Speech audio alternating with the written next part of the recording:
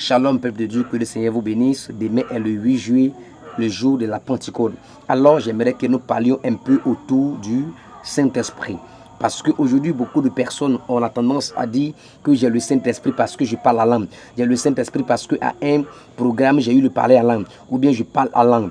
Bien aimé, je déconcentre cette doctrine qui dit que c'est quand quelqu'un parle en langue qu'il a le Saint-Esprit. Parce que le parler en langue même n'est pas un don que tout le monde a dans l'église. Même si aujourd'hui nos enseignants, nos docteurs, nos pasteurs disent que dans l'église tout le monde doit parler en langue, mais ce n'est pas vrai parce que ce n'est pas l'évangile. Moi je vérifie toujours les Écritures, alors on va revenir dans les Écritures. C'est vrai que dans Actes chapitre 2, le verset, Actes chapitre 2, il y a eu l'événement du parler en langue.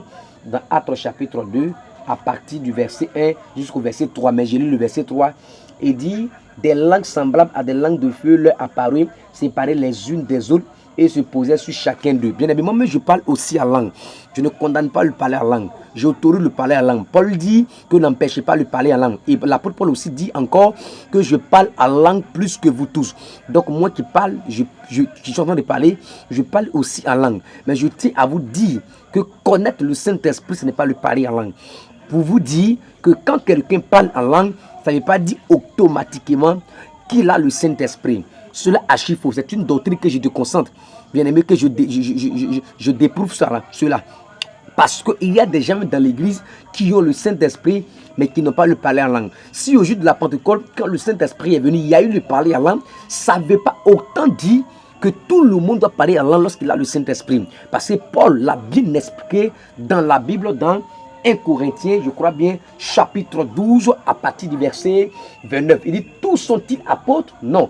Tous sont-ils prophètes? Non. Tous sont-ils docteurs? Non. Tous ont-ils le don des miracles? Non. Tous ont-ils le don des guérisons? Non. Tous parlent-ils en langue? Tous prophétisent-ils? Vous pouvez vérifier. Donc Paul voulait attirer notre attention pour dire que dans l'église, tout le monde n'est pas apôtre, tout le monde n'est pas prophète, tout le monde n'est pas docteur, tout le monde ne parle pas en langue, tout le monde n'interprète pas la langue.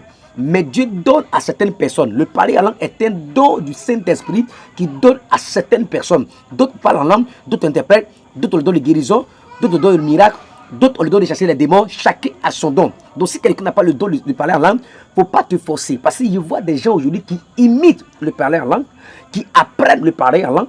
Ça c'est démoniaque et satanique. Parce que c'est un don que Dieu dépose dans notre vie. Ce qui atteste qu'une personne a le Saint-Esprit, ce n'est pas forcément le parler en langue, mais c'est le fruit du Saint-Esprit. C'est le fruit de l'Esprit déclaré dans Galates 5, 10, Galates, je crois bien 5, le verset 22. Galates 5, 22 qui dit même le fruit de l'esprit, c'est l'amour, la joie, la patience, la bénignité, la fidélité. Vous pouvez vérifier Galates 5, verset 22.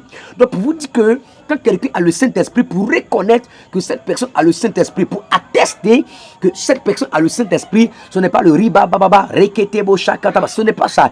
C'est le fruit de l'esprit que la personne manifeste qui atteste qu'il a le Saint-Esprit. C'est vrai, d'aimer la Pentecôte là, beaucoup vont parler en langue, beaucoup vont aller et parler en langue, beaucoup vont partir vraiment disant aller apprendre le parler en langue. Mais ce que nous observons, ce que nous attestons, c'est les fruits de l'esprit, pas le parler en langue. Donc manifester les fruits de l'esprit plus le parler en langue. Que Dieu vous bénisse.